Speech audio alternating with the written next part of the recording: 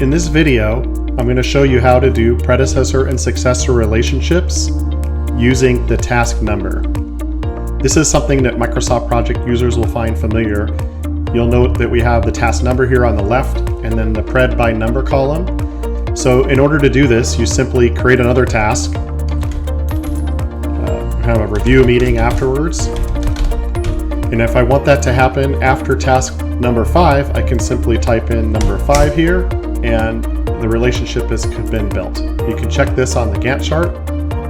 You can see that review meeting is going to happen after that as well.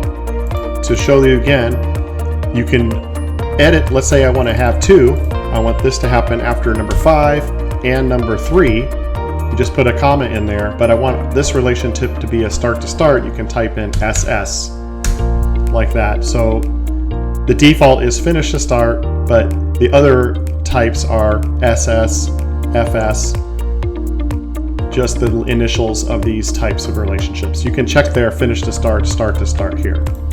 It's that simple. Now, by default, these columns don't show up on the task list, but you can go get them by clicking the display options and choose the number column and pred by number column from the available column list and hit refresh and they will appear.